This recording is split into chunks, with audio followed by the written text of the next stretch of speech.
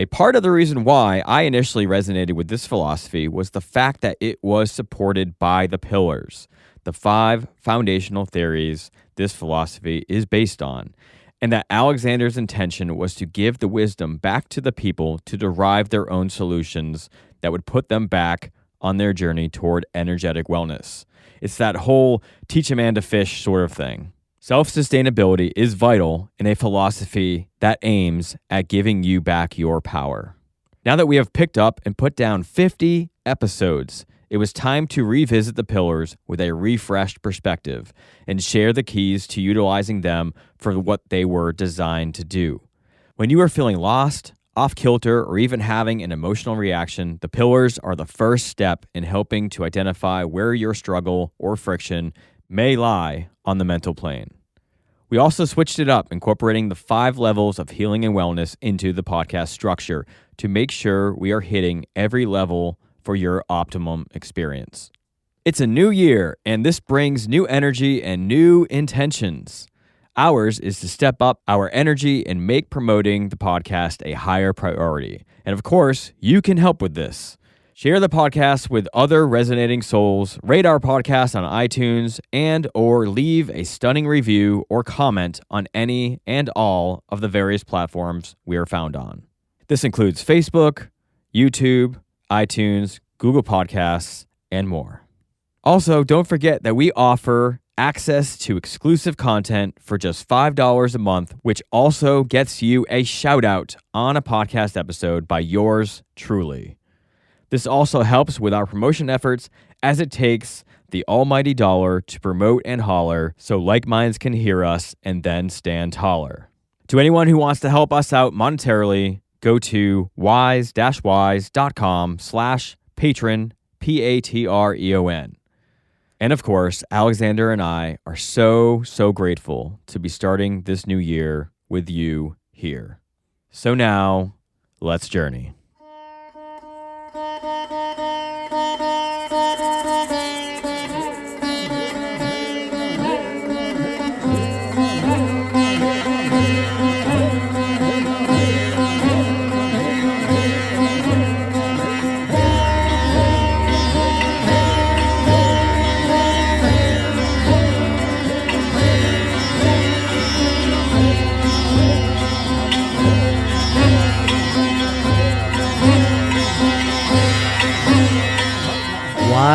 Wise.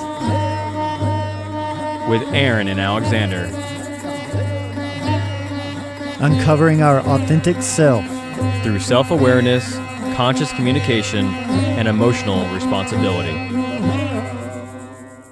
Greetings, everybody. Welcome back to Wise. This is our 51st episode, and since we're at the beginning of a new year, and we've just eclipsed a half a decade worth, numerology-wise, of shows, Alexander and I felt that it would be awesome to do a reset and kind of revisit the pillars and how you can utilize them at home to clear up any confusion or any situations that you currently have and put yourself back on a path towards energetic wellness. And Alexander also got kind of like a message as we were preparing for the podcast, and he was doing some vocal toning, that we should possibly incorporate the 5 levels of healing and wellness into an episode to touch upon every level, going from the energetic, the physical, the mental, the spiritual, and the emotional planes, to make this episode resonate and touch upon each one of those to make it more of a complete experience. So, Alexander, why don't you come in and talk us through how we're going to be starting this episode off? Yeah, so this is going to be maybe a little new and exciting, because we do want to incorporate all 5 of these levels that Aaron mentioned. And this comes from the concept of this just philosophy, that anytime we are dealing with a specific issue, say something as simple as a broken arm, then, whether it's your left arm or right arm, gives you information of whether it's on the masculine side or the feminine side, if it's a receiving issue or a giving issue. And so even something as simple as that, a broken arm, has these 5 different levels that, if they are worked on all simultaneously, from my perception, expedites the healing and the ongoing wellness of that particular issue. And so, with that being known, like I was saying earlier, the location gives us certain messages of what, on an emotional level, the person may be avoiding, which creates an energetic disruption, which eventually creates a disturbance in the physical body. So, we have a mental way of how we're looking at it, and then we have a spiritual way of maybe something that has happened in our life that has shifted our faith, that has shifted our belief system. So this episode is going to be multi-layered, so to say, to where we bring these 5 different levels in experiential, and we discuss them, and we're actually going to go through some scenarios of how to utilize this just philosophy in everyday situations optimally. So I think we're going to begin it with doing about 3 minutes. We normally do 3 minutes of stillness at the end of each episode. And I think today we're going to bring it in to the beginning. And I'm going to do some vocal toning. And I think Aaron may do some toning as well, or some breath work with me. And what I want you to do is to consider this to be both the physical and the spiritual part of this episode. So I want everyone out there to, whatever your faith is, whatever you envision that higher energy or that higher power to be, for you to focus on that. And if you want to pray, then pray during this time. If you would like to vocal tone with me to make a sound and vibration, then please do that and really tap into the physical side of this exercise. And also, you can breathe deeply in and out, either with us or at your own pace. And once again, that can be both a spiritual and a physical experience. And then, of course, we're going to cover the mental, the emotional, and the energetic throughout the rest of the information of the podcast. So please get centered with us, and we're just going to take about 3 minutes here to get centered. And as I was saying, I'm going to lead it with some vocal toning, and then Aaron's going to come in and join us in whatever capacity you feel comfortable.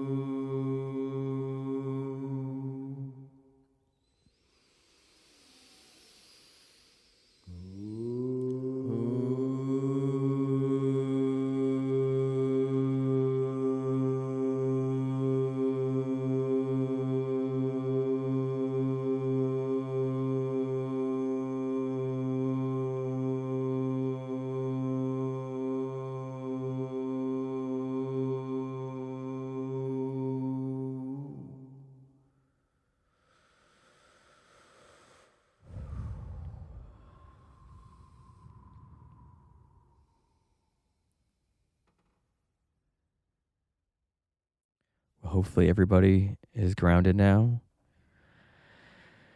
and has a fresh perspective and mind that is open into receiving the information that we are grateful and sharing. We're going to enjoy all 5 of these levels. So good to be here. And so, I think we are going to get into these 5 pillars. So, Alexander, let's talk about the importance of utilizing the 5 pillars, because this is something that we introduced even before doing an episode. We actually have like an overview episode that's not marked as like episode 1, episode 2, and where we did touch upon what the pillars are, but we didn't really necessarily get into like situations where people would use them as examples per se. And I think as we've introduced more and more and more and more of this information, I know I have, so I'm going to speak from my experience. I've learned so much, but I've forgotten the basis on how to utilize the pillars, because the whole reason why I was attracted to you in this work, this philosophy, was the foundation that it sits on, and that if I have an issue, and I know this philosophy, I don't need to come to you. Like, you're not a guru, you're not trying to be a guru, and you don't want to be the person responsible for answering everybody's questions. Sure.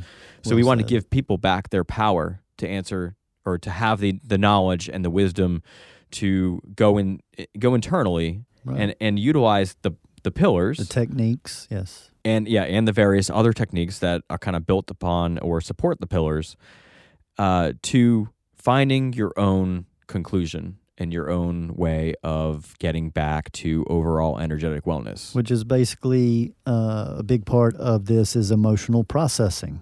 And so we're going to be breaking down basically how to take a situation, general situation that may affect you very harshly, or you may be emotionally reactive either externally or internally. And we're going to give some ways to put out that fire, first of all, and stop the projecting, and use as we call it, the wise whys, or the whys that we ask internally. So I'm looking forward to giving kind of like a refresh of this, because I do feel like these are such powerful tools. Let's dive into what the pillars actually are, and maybe give a brief summary or some other supporting elements to each pillar, because I'm sure people have heard these terms that we're going to be talking about in other podcasts and maybe haven't associated them to the actual pillars. And I think it would be good to kind of bring everything into each individual pillar. Sure. So, the original intention of these pillars are the foundational blocks. They were intended to be the very first place that you go when you get into a situation, a mental or emotional type of situation, to start to extinguish that emotional fire. So these are just like 5 things that I have found throughout my own healing and processing of emotions and different levels of wellness, that these were things that I could visit, and in no matter what situation that I had gone through, it helped me to shift my perception. And that is the beginning of wellness or healing, is shifting your perception of how you're looking at it. Because you can do a lot of the right so-called techniques or even medicines, but it's already been proven that your mental state of how you're looking at it has a very big effect on that. And that mental state, of course, affects the emotions affect the energetic, and the energetic affects the physical. And so, this kind of domino effect is something that it's just time for everybody to be aware of. And so I'm looking forward to introducing these. So these are 5 principles that if you can agree on all 5 of these, when you're in a non-emotional state like we are right now, then, like I said, that's the anchor to always go to as soon as you get knocked off center or off kilter through an emotional reaction. So, the very first one is finding the divine order in the chaos. And with this, I like to suggest that, things are either in a divine order, or there is a higher energy that has like a master plan for all of this, or it's complete chaos. And there are people that feel that things are just complete chaos and that there is no order. But I've studied enough sacred geometry and numerology and the planets to see that there is a very intricate intelligence here from my perception. So right off the bat, anyone that just sees this world as chaotic and there is no order or any plan, then they're probably not going to receive a lot from this philosophy or this podcast. But if you have that basis and whatever you want to call that energy, that higher source, is each one's individual choice, because this podcast isn't about belief systems at all. You can fit your belief system into this philosophy or fit this philosophy into your belief system, because it's really focused on mainly on the energetic, the mental, and the emotional sides of issues, while we're bringing in that physical and spiritual to bring in all five. But this podcast specifically is mainly around those three main ones. So finding that divine order, just for me, as soon as like I go through loss or I go through some type of failure, and those emotions will come in to where we go through fear, we go through sadness, we go through regret, we can go through guilt. When those emotions get going, this is the very first place that I come to remind myself, hey, everything's in divine order, whether you understand it or not. And I happen to have gone through a lot of loss and death in my life. And this is one of the very first pillars that I developed to be able to come out of that mindset, or to set a new mindset, is that trust in what is faith that can be connected to that spiritual level, that there is a plan here, and that in enough time, normally we're able to look back and see and understand a whole lot more through our life processes. And so, hindsight is 20/20 is a great saying, and that is, due to when time passes and we grow in our wisdom and our experiences, then we're able to look back on past experiences and see them more clearly, especially after 7 years, because I do suggest that it takes a 7-year cycle to completely work through some type of major trauma or major event in your life, to work through all these different levels that I'm discussing.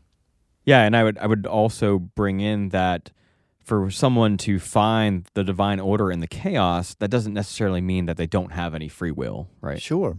That there is a blending, if you'll say, between that divine plan and our own free will. And the way that I had it described to me a long time ago that I really resonated with, and I'll just share this, there may be some out there that resonate with it, that there may be certain points of time in our timeline of life that is destined or set in place to happen.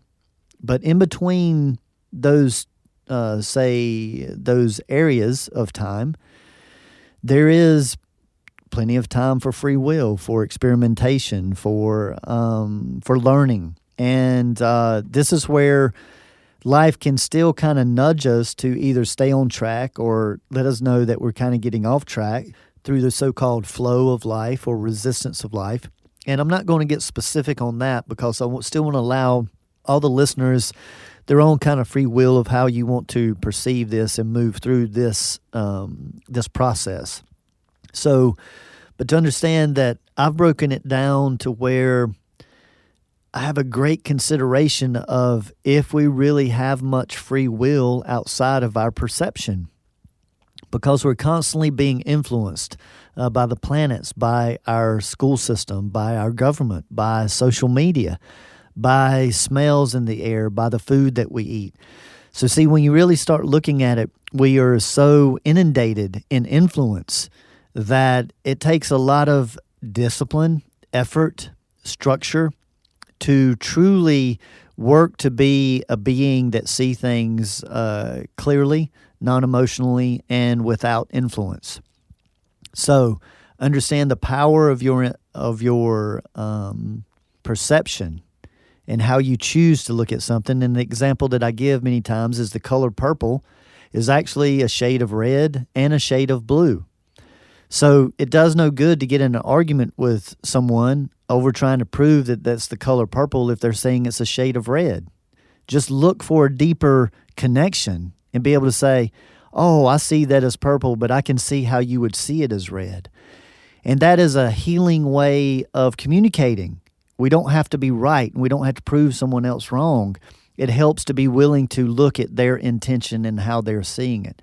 And so finding that divine order is being able to look past the things that you want to resist and know that there is a usefulness for it, and that you are practicing your faith and whatever that may be around this very first pillar. Not to get too off course, but I want to pause and thank you for sharing the thing about the life path, because you shared that with me for the first time a couple weeks ago, and it blew my mind because it connected a few dots that I've had in my head rolling around for a couple years, and I've shared it with a few other people, and their minds were blown. So I just want to regurgitate what you said. Please. Which is, along your path, there are certain points where you kind of need to be at a certain point, or you kind of need to like come back to your life path. But between those points, you have free reign to kind of explore and do other things. And the way I took it, and I'm not sure if you mentioned this, but the farther off you go from that path, the more cost is going to be to snap back to that point. And I've experienced things in my life where I could have strayed way far off my path, but just these weird occurrences would happen that would snap me back, like just little nudges, if you will. Well, and just odd things, and it happens. It's too many things to be a coincidence, right. And it just was kind of.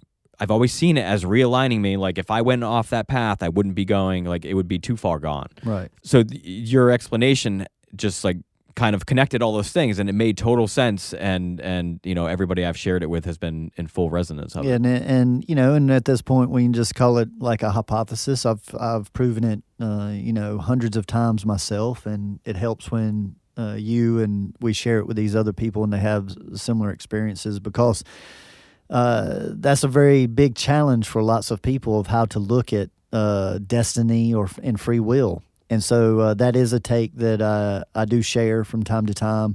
And this helps with the tool. One of the tools we use is the Destiny card system that actually maps out your yearly process in 52-day cycles that I have found to be extremely helpful.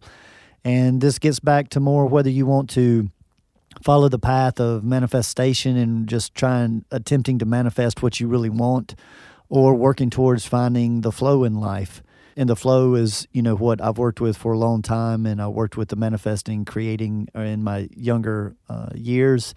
And so I like working with the energies of the planets and with these different influences that we have, and, you know, not just using a conspiracy mindset of against something, like I don't need to attack the food industry and the genetically modified foods. That's not my fight. I just choose to eat organic, and just have proven in our culture, whatever you don't give money to, it will change.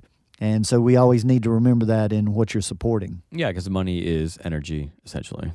Yeah. All right, pillar 2, everyone can be your teacher, and every situation may have a lesson. Yeah, so once again, this is open to one's own free will of perception. You don't have to look at life as every situation has a lesson, but I'm willing to say that I can just about bet that you can get a lesson out of every situation if you just earnestly sit and say, okay, what is this trying to teach me? You know, people with children, I say, sit back and rather than being the authoritarian all the time, and see if you can't change your perception of what your child is doing, and actually watch them change energetically and physically change their actions without you having to say anything verbally. Because when we alter the way something is affecting us due to the law of resonance, it has to affect everything around within a certain distance. So working with the principles that, once again, this philosophy is based off of the principles of vibration and physics. So I think that it makes life a little bit more lighthearted when we look for the lessons. Some people can say that it puts you too much in your head, you're always thinking, but for some of us, that's actually comfortable. And instead of just using like imagination and trying to like just detach all the time from daily situations, say at work or social engagements. This is a way to change your perception, your attitude, and to learn more and more about yourself, because anything that you resist, is going to continue more than likely, and you can stop your resistance and work on your resistance to stop that from occurring in your life. And we do this by paying attention to how someone's treating us or the situations that's coming up into our lives and how we want to handle those. And so there's many different ways to use everyone for your teacher or every situation. And with some people, it's even using animals, and I'm a big fan of that. And the Animal Speaks book is a really good one. And getting, if you run across some animal that you're not used to coming in contact with, then you can look that up and see what the message may be, what the planets are doing. There's plenty of tools to use to help with this. But the direct engagement is so important, and to just mainly pay attention to anytime you experience an emotion, there is more than likely some work to do there. And the point isn't to detach, but to learn to process the emotion, to see that whatever's coming up in this present situation is more than likely connected to many situations similar through your life. And more than likely, there's some forgiveness or something that you need to let go of from the past. So look at the present situation, present person as just the messenger. Yeah, it's cool how you brought in emotions there, because we said everyone in every situation, but also every emotion can also be your teacher as well. Pillar 3 is my personal favorite. Not that I should have preferences here, but polarity versus duality. Right. So, this is a big one, and this is one that is very dysfunctional in our modern day language, because people flip-flop these words constantly.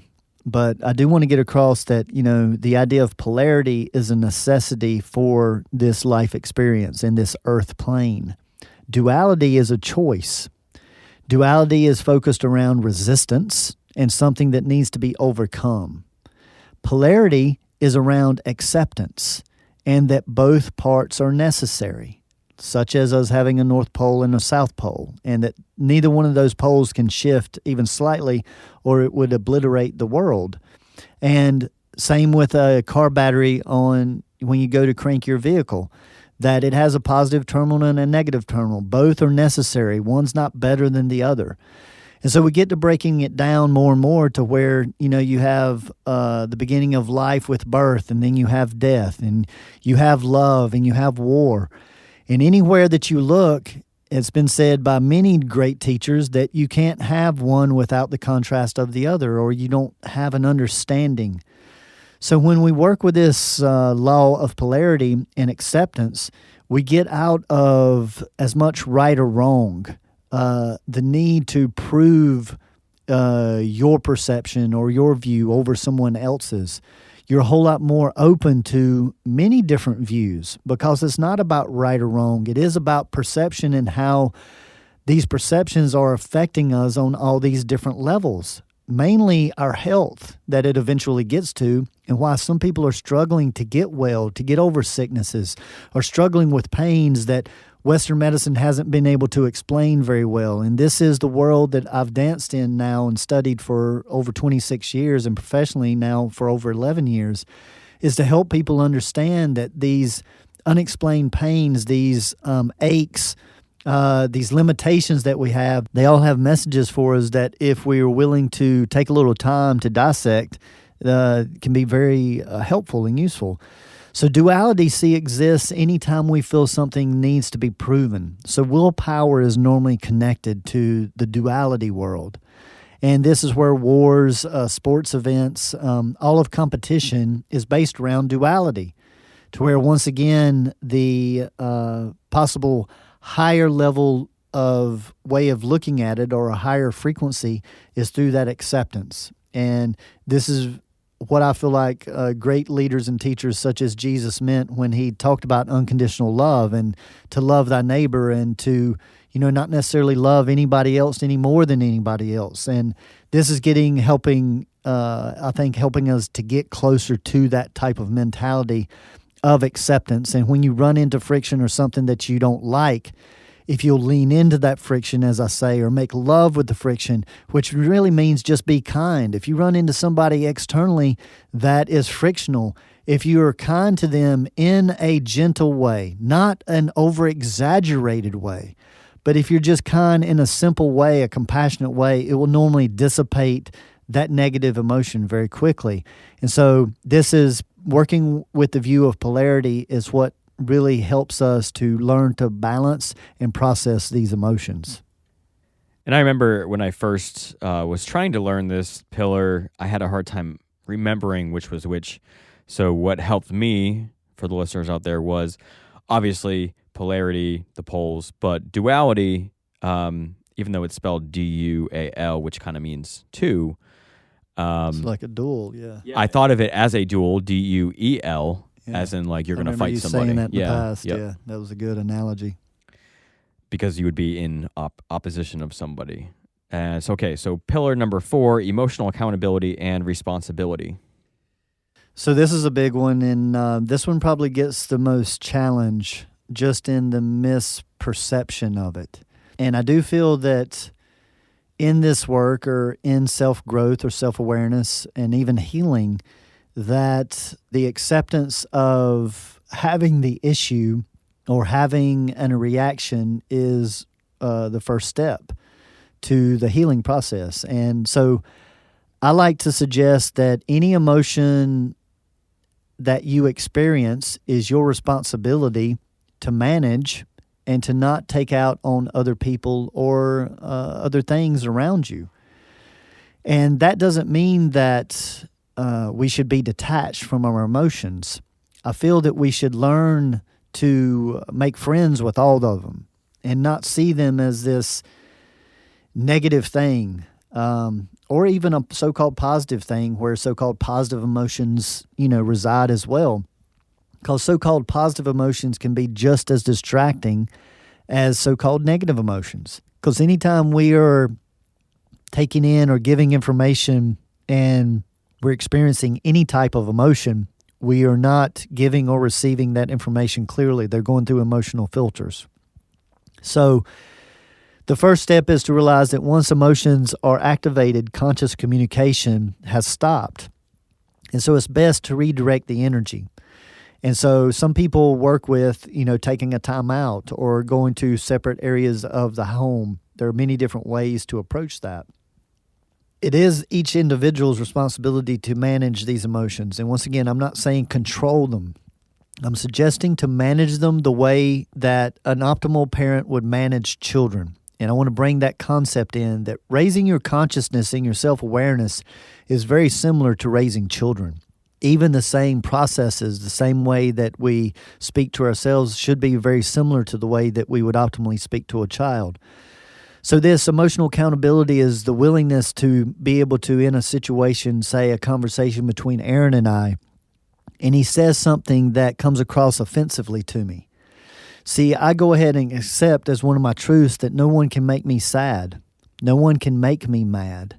No one can make me angry. People can say and do things around me, but I choose those reactions. Now, early in this work, people are going to say that they don't have choice in their emotions, and that can be true to a certain extent, that we've been so trained in our environment from our families and that type of thing that our reaction time is so fast.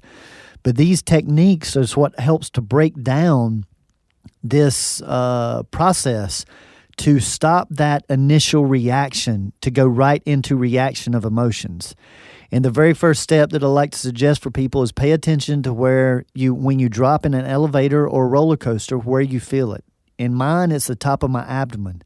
So every single time, and I learned over time training myself, every single time I'm about to go into any type of emotion, whether it be positive or negative, I feel that clench at the top of my abdomen every single time. So I learn to pay attention to that first.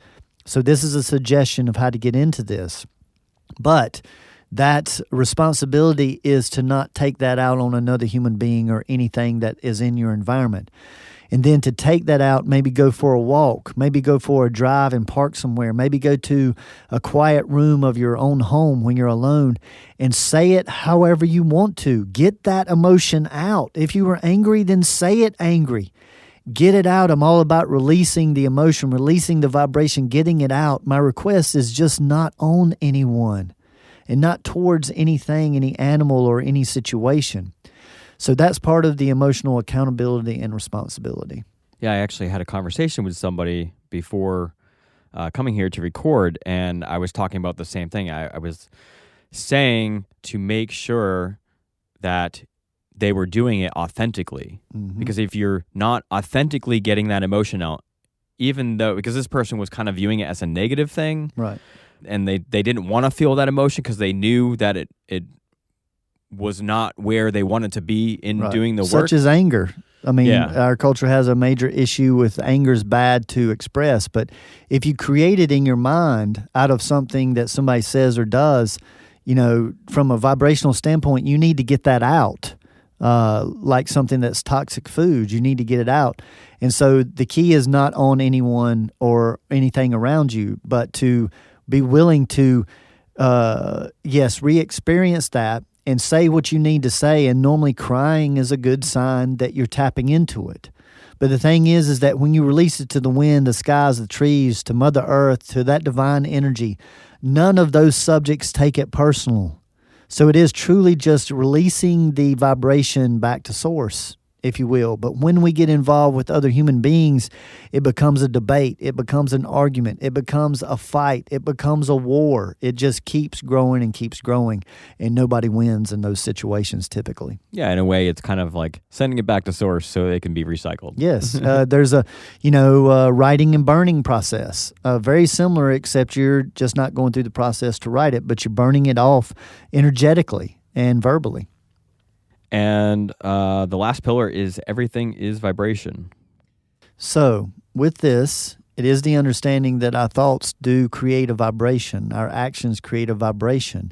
Our mental state, our emotional state, even our spiritual state, all these different levels create different vibrations. I like to say that this is our own individual orchestra that we're constantly tuning. And those people that you just get across and they've just got this incredible vibe, they just feel good, whether they know it or not, we're working on tuning on all 5 of these levels normally. So with the concept that everything's vibration, that means that any so-called disease, and be very careful with that word, I like to change it up with dis-ease. It just means that something has gotten out of its natural vibration. And due to the laws of physics, a stronger vibration can manipulate and change a weaker vibration given enough time. So this is why anyone out there that wants to initiate change in your life, do it in a way that you can do it over a long period of time. And I like to suggest 7 years to truly lock something in. But 3 days is a good place to start. 3 days, 3 weeks, 3 months. So start with the 3s to begin with. But really working on that overall cellular regeneration over 7 years. And so how we choose our perceptions and all of these other 4 pillars that we have gone through is directly connected to basically how we are charging or depleting our energy field. And those other 4 pillars are ways to look at it on different levels to adjust these frequencies. And so having that general concept that there is nothing solid on this whole earth plane, that everything is particles moving at different speeds, when I really began to understand that, it changed my whole view of wellness and to pay attention to how we're looking at things because it is affecting all these different levels. So I'm so glad to get to revisit these 5 pillars, and now I think we're going to get into like a couple of scenarios of how to utilize these. So for us to show you how to utilize the pillars in your own practice, let's first bring in the first example we have. this is something that occurs, throughout every year, unfortunately, but like a natural disaster that happens, whether it be a hurricane, tornado, earthquake. Right. People tend to see that as a negative thing. I mean, it's tragic. People lose their lives, their homes, things Sure. like that. So how can, if somebody's struggling with that internally, and it is creating like if somebody's empathetic to the loss that these people are having, how can we utilize the pillars to come to a better understanding of overall energetic wellness? Yes, and always carrying a large level of compassion, especially in situations where we don't understand or can relate. But yes, something such as a natural disaster can create a lot of whys. Why did this happen? Why did this happen to us? Why did this happen here? And when we get into the whys, it can be a very long downward spiral because the whys can't always be answered. But we can go internal and say, why am I allowing this to affect me this way? So right away, once that emotional fire is created, this is a good place for the pillars to go back to. The very first one that I typically go to is, Alexander, is everything in divine order? No, we don't understand why this is happening right now or why it happened to who it did. But let's set those whys to the side and just trust that something is happening here that in enough time we will all learn and see much deeper. Maybe those that sacrificed what they sacrificed for, and those of us that was left behind, what there was for us to learn from this situation or from these people that passed. And what you're looking for is to really I look to go through all 5 of these and get a confirmation. And so when I can look at that and go, no, I do remember that I do have the view that everything is in divine order, whether I understand it or not, is my complete kind of mantra. Everything's in divine order, whether I understand it at this moment or not. Then I'll go into, hey, what does this have the opportunity to teach me? Well, if I lost somebody personally in this devastation, then it's going to have the opportunity to teach me to bring those people I love closer to me. Remind me of how special each and every moment, each and every day is. If it took away some material good of mine, then it helps me once again to show appreciation, to work on non-attachment, to realize that maybe I didn't need that particular material thing as much as I realized that I did, and that the people close to me is more important. So finding a way to learn a lesson out of it is beyond invaluable, and it's part of shifting the energy very quickly. Then the next one is, am I looking at this through a duality view, or am I looking at this through a polarity view? Am I working to accept this and see this devastation as a way for new growth? Every ending has a new beginning, but sometimes it's hard to see that new beginning when we're holding on to the ending. Now we're in duality because we don't want to accept the way that something is, and death is a big one for this. So once again, seeing that when something as permanent as death happens, to get into that polarity view is so important. And I remember when I was going through my trauma of losing my life partner of 11 years and beautiful mother to the 2 boys that I helped to raise in this world, it was very hard to get out of that duality and not focus on what I had lost. And so the duality view is focusing on what you lost or what has changed. And the polarity view is focusing on what you had, how you utilized it, and how now that it's been taken away, how you could ultimately learn even more to further utilize things in the future and people. And so then the follow-up to that is the emotional accountability and responsibility. Many times when devastation happens of the natural type, once again, whether it's a person that's taken away or a material object that's taken away, anger shows up, frustration, resentment, pain, sadness. And this is where the emotional accountability and responsibility comes, that many times sadness can be masked by anger. And people will take their sadness out in an angry way on maybe somebody of a different race or anything that they're judging.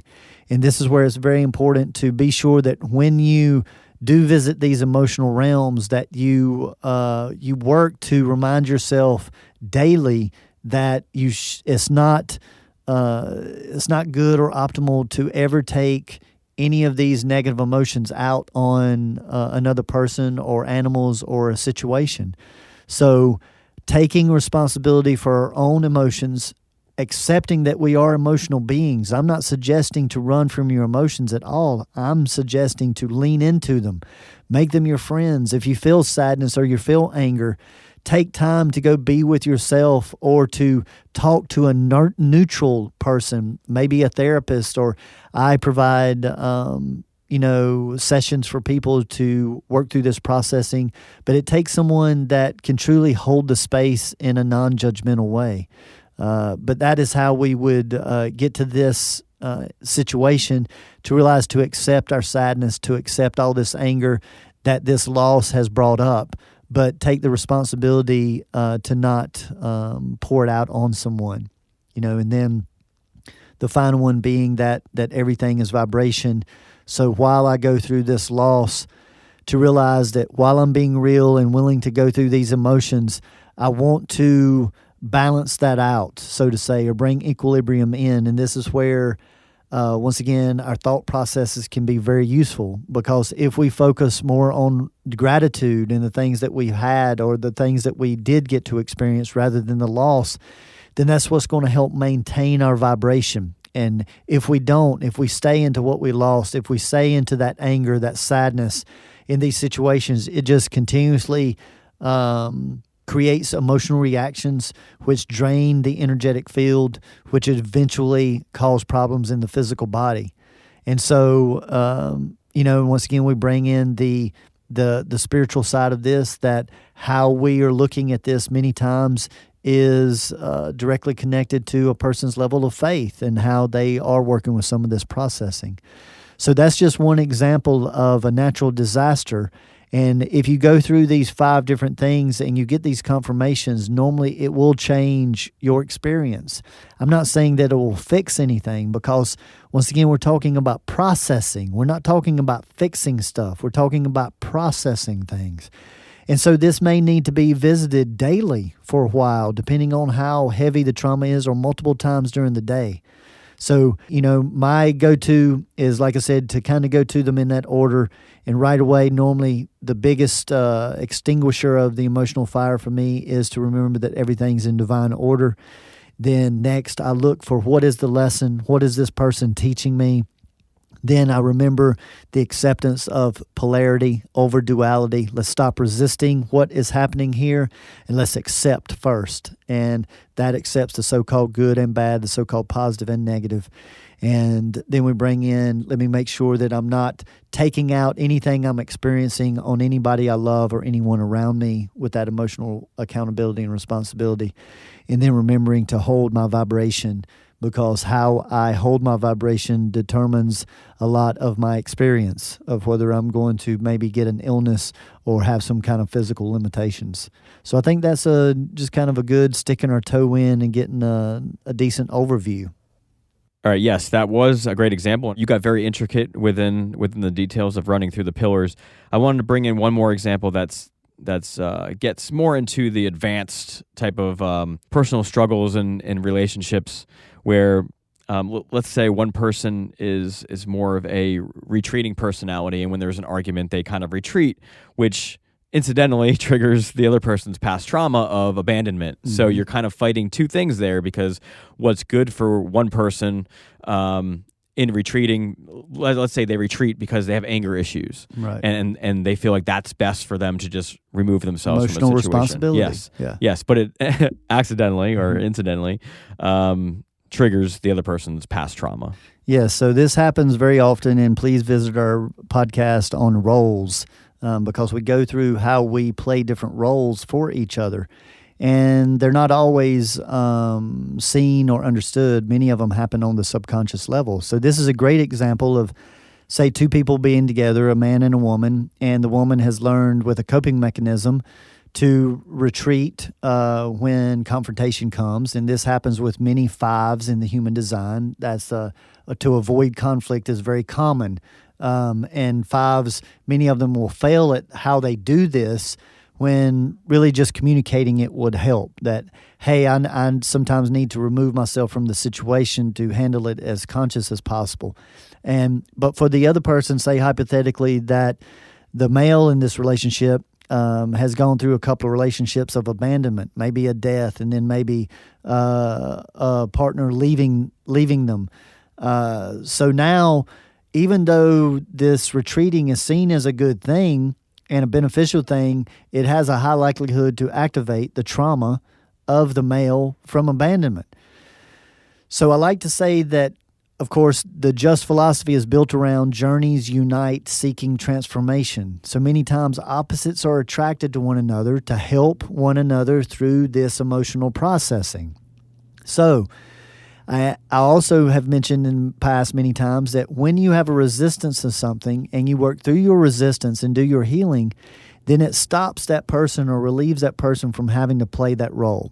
And in this situation that we're sharing, say over time, the very first time that the woman leaves to do something that's good for her, it created a major reaction of fear, of sadness, of loss for the male. Then my suggestion, once again, is for him to go and sit and go through these pillars one by one. Am I trusting that there is a divine order here? And if we're supposed to be together, we will. Or, is this just all chaotic and I have to make this happen? I have to put all the energy in. If she doesn't come back, then what would that teach me?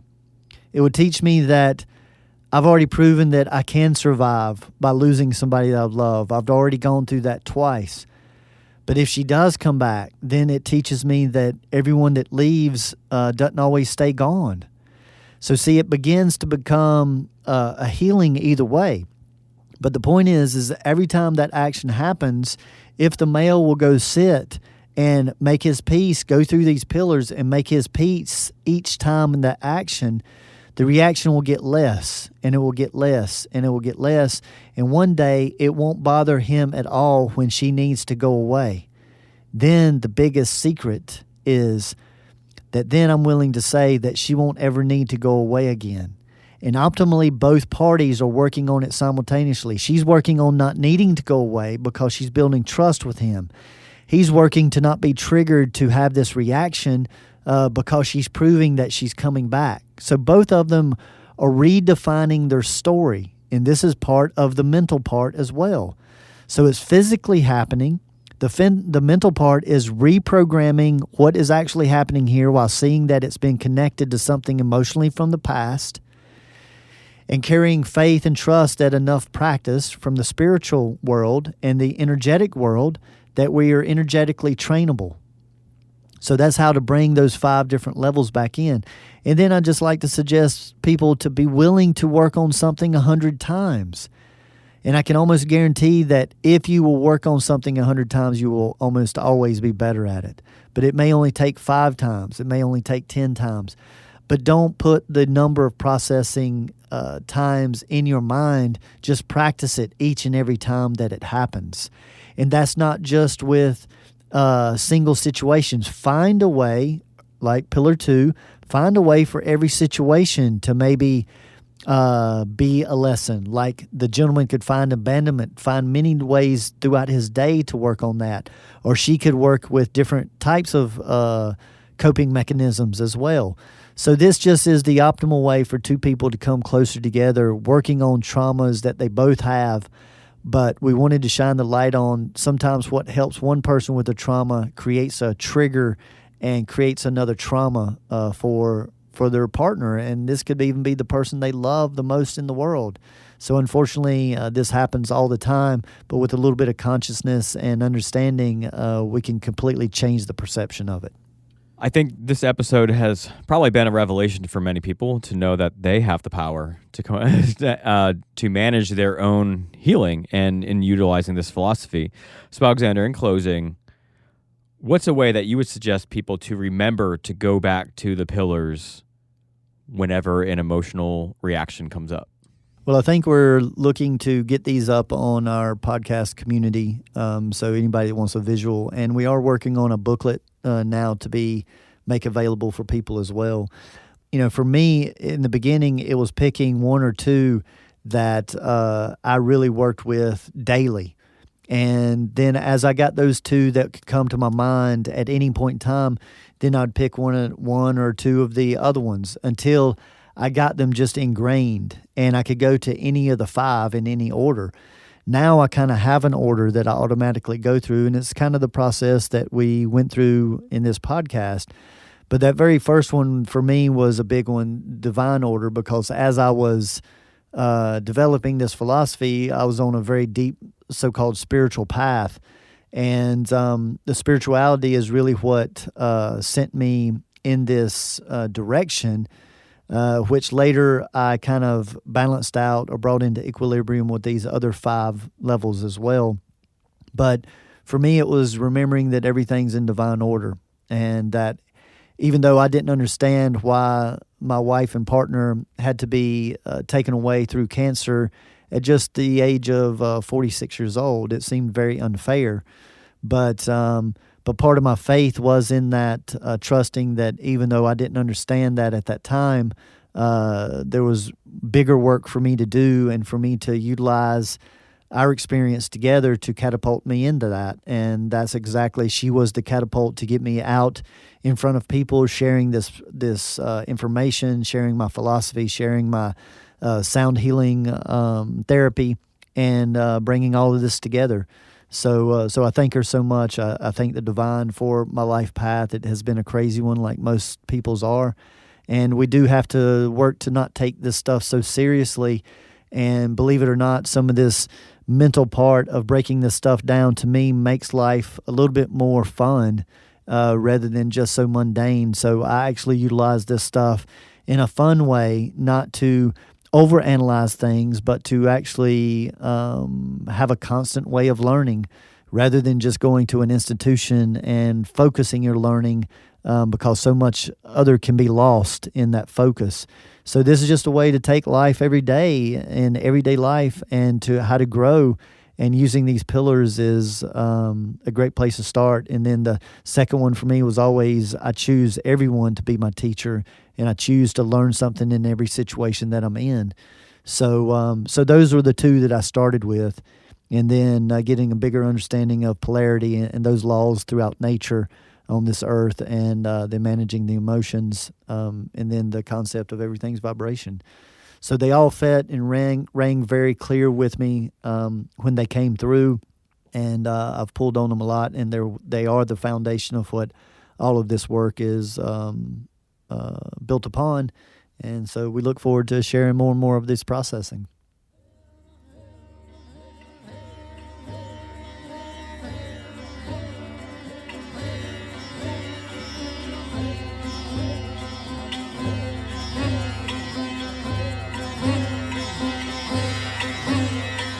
We appreciate your interest in self-growth, conscious communication, and continuing to ask the wise whys.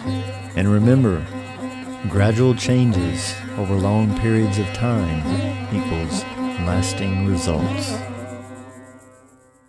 The Just Philosophy, as discussed in this podcast, has been developed by Alexander over the last 22 years in his private practice, professional environment, and private studies. The information discussed is intended for educational purposes only. It is not meant as a replacement for conventional medicine. Just remember, knowledge plus experience equals wisdom. Seek the wise. As we continue sharing this information, there are also multiple ways to share and support this work. Gain access to our exclusive content, behind-the-scenes footage, and other products that assist you on your self-awareness journey by joining our patron team in exchange for a monetary donation by visiting wise-whys.com/patron. That is wise-whys.com/patreon. Another way of support is by sharing this podcast with receptive individuals, or even leaving a review on popular platforms such as iTunes or Facebook helps us introduce this work to others through the listener's words. We are also on most major social networks, so follow us along there or even join our Facebook group community. Continue your journey by visiting Alexander's website, where you are able to book private consultations in person, by phone, or even Skype. Know thyself better with Human Design and Destiny Card reports and readings, as mentioned in this podcast. View a calendar of his live performances and class schedule, peruse his other products such as shirts, CDs, and the revolutionary VibroTune sound vibrational therapy tables that assist with subtle energy alignments. So grab that keyboard and go to thejustphilosophy.com for those goodies. That's thejustphilosophy.com. And if you love the touch of a soft shirt with a message that will warm your heart in resonation, then check out my company, Verities Apparel, where I am a one-man band doing it all from design to physically printing the garment and sealing it all with a conscious touch. Just go to veritiesapparel.com, VERITEESAPPAREL.com. Thank you all for being a part of this journey with us.